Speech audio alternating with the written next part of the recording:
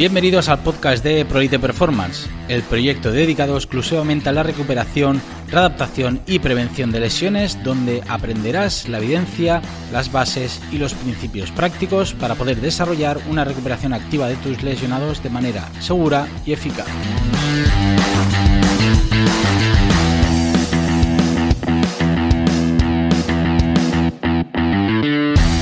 Buenas, mi nombre es Víctor Segarra y quiero daros la bienvenida al capítulo 2 de ProElite Performance Podcast, el podcast sobre prevención, recuperación y readaptación de lesiones.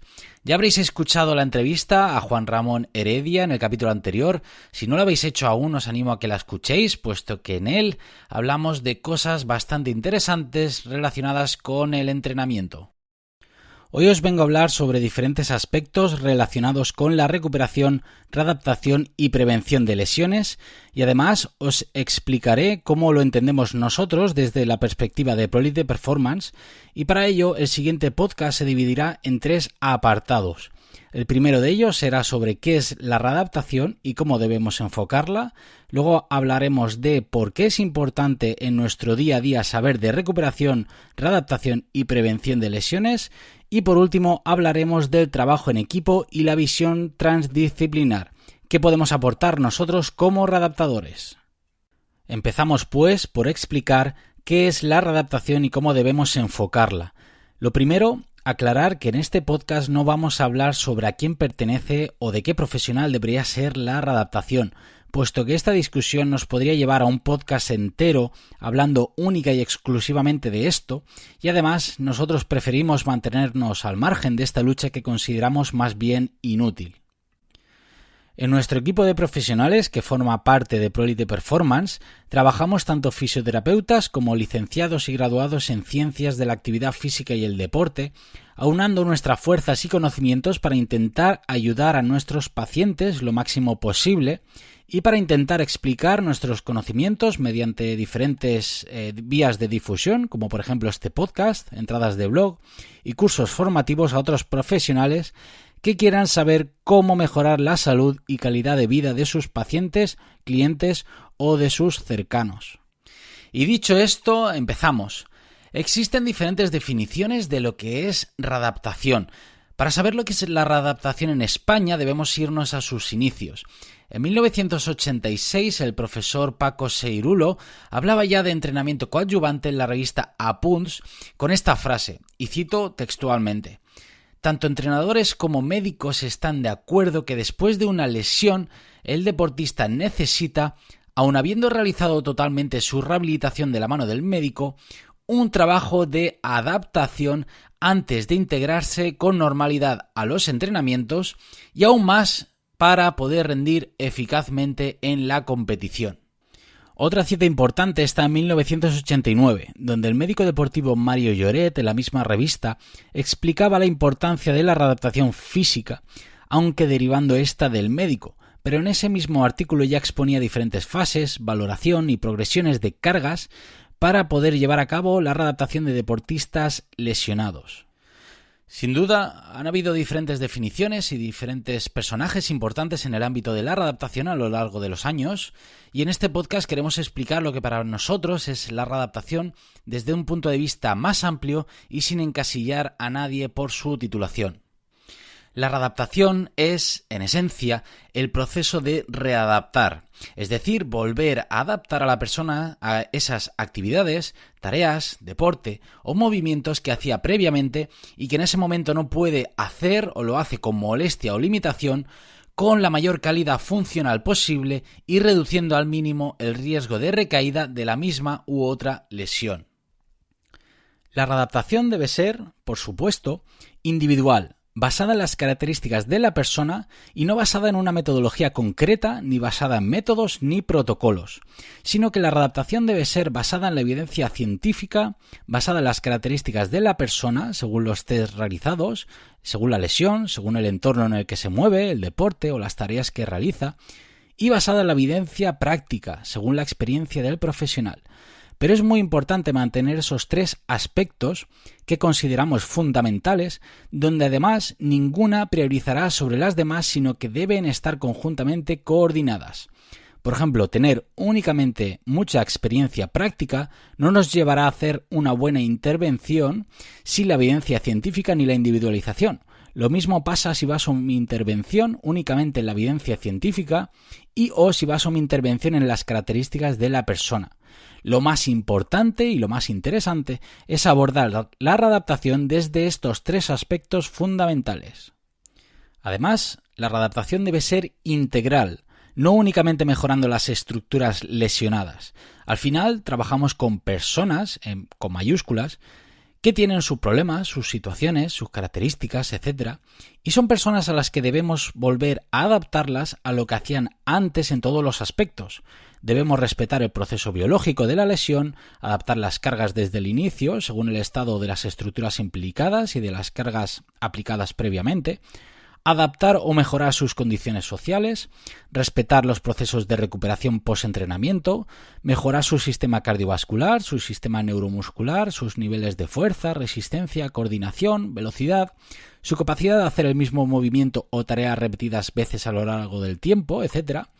En definitiva, debemos volver a adaptar y optimizar a la persona a que pueda realizar todas las actividades previas a la lesión y reducir el riesgo de lesión al máximo posible. Pasamos al siguiente punto, donde vamos a explicar por qué es importante en nuestro día a día saber de recuperación, readaptación y prevención de lesiones. El cuerpo humano se mueve, debe moverse para poder desplazarse, poder ir a trabajar, entrenar, etc. En el día a día es normal que la persona tenga movimiento de algún tipo. Al haber movimiento es más probable que exista lesión. Digamos que la lesión forma parte del movimiento. A más movimiento, mayor es el riesgo de lesión y como sabemos, gran parte de la población se mueve, por lo que la lesión es algo normal que acontezca en las personas. Por ello, y para aquellos profesionales del ejercicio, es interesante saber qué se puede y qué no se puede hacer para evitar lesionar a las personas que entrenáis. Además, es interesante aprender a recuperar lesiones, puesto que en el momento en el que algún cliente tenga una lesión, después de hacer su tratamiento de fisioterapia o el tratamiento que tenga que realizar, es recomendable saber qué ejercicios hacer, con qué dosificación, progresión, etc., para después poder devolver a la persona tanto a la vida diaria como la vida diaria laboral y la vida diaria deportiva sin riesgo. Por otro lado, para los fisioterapeutas o profesionales sanitarios, es interesante entender que el tratamiento con más evidencia científica que existe a día de hoy es el ejercicio. Y además de ser la terapia que más evidencia científica tiene, es lógico pensar que al final lo que tiene que hacer el paciente después de la camilla es moverse, desplazarse, andar, conducir, comer, coger cosas, comprar. Es por ello que tenemos que adaptarles al movimiento y no basar nuestra intervención única y exclusivamente en el trabajo de camilla. Por estas razones es importante saber sobre lesiones, saber por qué ocurren y saber cómo recuperar, readaptar y prevenir dichas lesiones. Y seguramente puedes pensar, si yo ya sé de ejercicios, o veo publicaciones por Instagram de gente haciendo ejercicios y los copio y pego con mis pacientes o clientes, o bien busco ejercicios por Internet o YouTube para poder prescribir ejercicios a mis pacientes. Entonces, ¿por qué no todos tus pacientes o entrenados mejoran con tus intervenciones? ¿No? Es una cuestión a poder darle respuesta. Y es que existe un problema muy frecuente en el ámbito profesional cuando tenemos delante de nosotros a un paciente o cliente con lesión. El problema viene cuando intentamos adaptar a la persona que tenemos delante a nuestros conocimientos en vez de adaptarnos nosotros a sus necesidades. Por ejemplo, imaginad que yo soy osteópata. Cada patología que entra por la puerta la voy a tratar con técnicas de osteopatía sin plantearme que pueden haber más tratamientos que pueden hacerle sentir mejor. Del mismo modo que si solo sé de entrenamiento con máquinas isoinerciales, por ejemplo, pienso que puedo recuperar a todos los pacientes y todas las lesiones entrenando o readaptando con esas máquinas isoinerciales sin pensar en que a lo mejor otro tipo de entrenamiento, por ejemplo el entrenamiento isométrico, con gomas o con el propio peso, podría ayudarle más. Es por ello que si limitamos nuestra intervención a nuestros conocimientos, estos podrían sesgar nuestra intervención y que esta intervención no sea tan óptima como debería. Como norma general en nuestro ámbito, en el ámbito de la salud, la persona viene porque tiene un problema y nosotros debemos solucionárselo de la mejor manera posible, con las técnicas o formas de trabajar que nosotros consideremos oportunas para mejorar su salud, pero sin estar sesgados por los conocimientos que tenemos. Lo que quiero decir es que nuestros conocimientos se deben adaptar a lo que tenemos delante y que no sea la persona la que se adapte a nuestros conocimientos. Por eso es importante tener una gran base de conocimientos relacionados con el control motor, el aprendizaje, el dolor, las lesiones, conocimientos de neurociencia, biomecánica, etc., para que puedas abordar a tus clientes o pacientes desde una perspectiva mucho más efectiva. Al final de mis cursos siempre pongo una frase que me gusta mucho, es una cita de Abraham Maslow que dice que si la única herramienta que tienes es un martillo, todo se parecerá a un clavo. Debemos saber mucho sobre los procesos que acontecen en el cuerpo para poder elegir la mejor herramienta en el momento exacto. Además, para poder desarrollar un buen proceso de readaptación disponemos de la herramienta con más evidencia científica existente a día de hoy, que es el ejercicio. El ejercicio para mejorar, prevenir una lesión, llámese terapéutico, correctivo, ejercicio físico. En un futuro seguramente hagamos un podcast única y exclusivamente hablando de esto. Pero el ejercicio es la mejor herramienta que disponemos para poder mejorar la salud de nuestros pacientes y es imprescindible utilizarlo en cualquier tipo de intervención que hagamos con ellos. Eso sí, desde mi punto de vista se puede mejorar mucho la prescripción del ejercicio. No vale con aplicar un ejercicio para una lesión concreta, no vale con dar un papel donde vienen los ejercicios para la lesión de rodilla sin individualizar. No sirve tener un protocolo de ejercicios, ni existen los ejercicios para esguince de tobillo, ejercicios para la lesión del ligamento cruzado anterior, ejercicios para el hombro. Eso no existe. Yo huyo de este tipo de pensamientos e incluso formaciones o libros que se basan en dar recetas mágicas de ejercicios.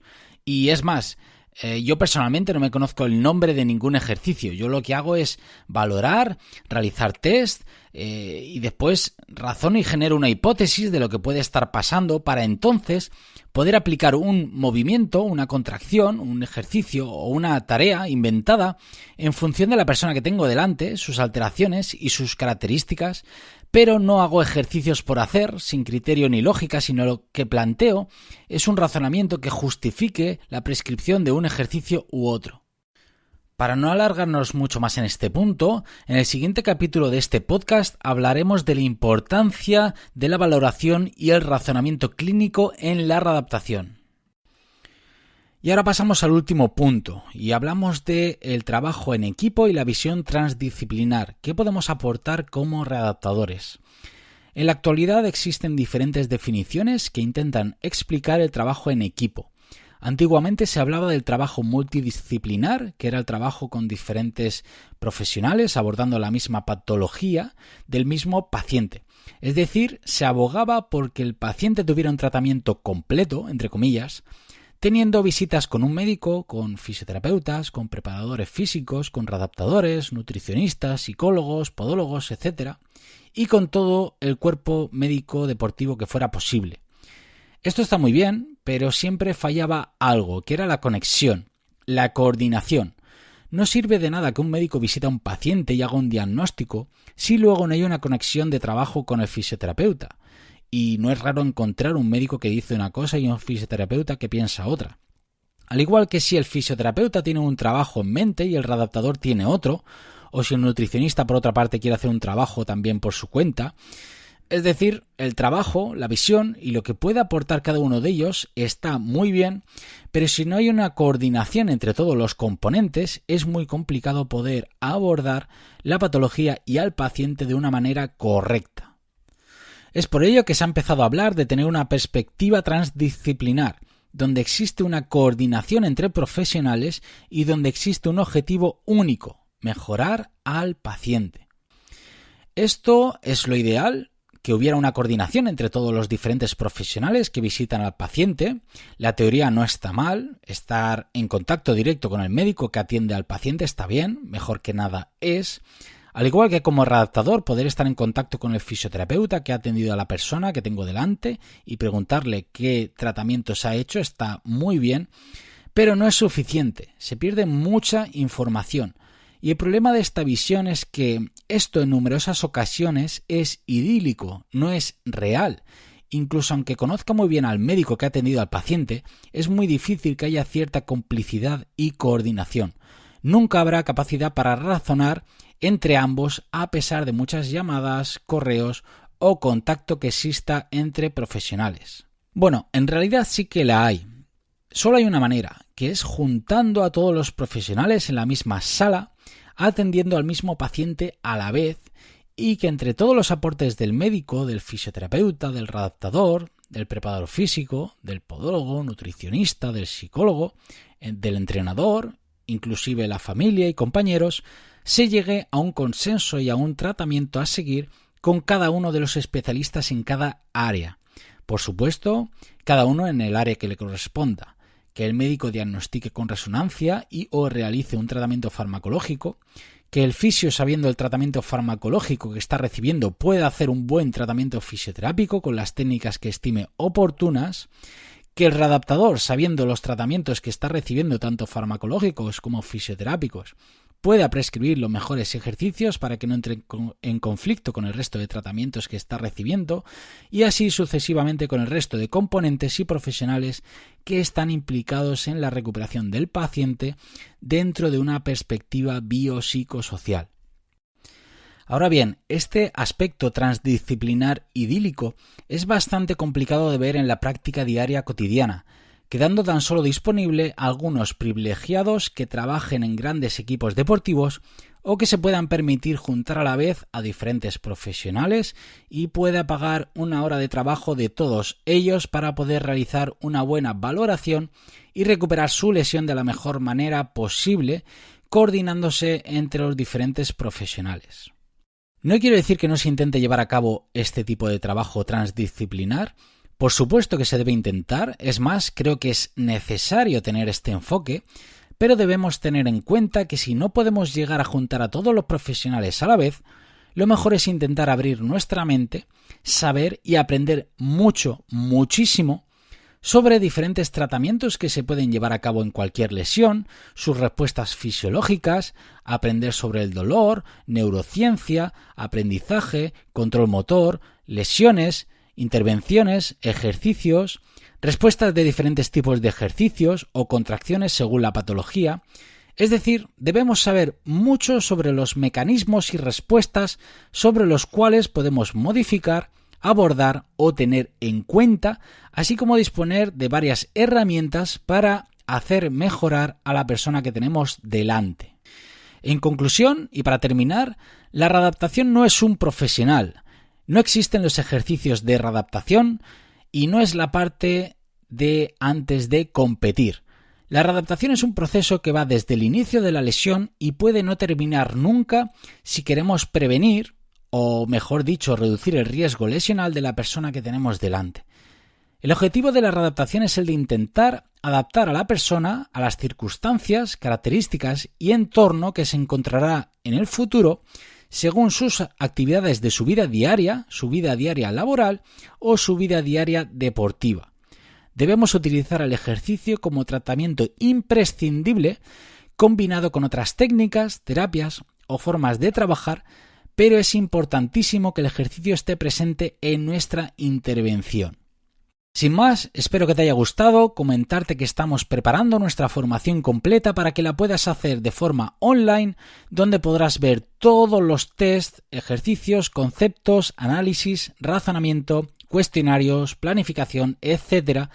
Absolutamente todo lo que damos en la formación presencial lo tendrás de forma online, con sesiones de consulta en directo y preguntas para ayudarte a tener un aprendizaje lo más completo posible. Ya sabes que puedes seguirnos por Instagram, YouTube, Facebook y Twitter y además no dejes de visitar nuestro blog en proeliteperformance.com para poder seguir aprendiendo de lo que más nos apasiona. Un saludo a todos y muchas gracias por vuestro tiempo.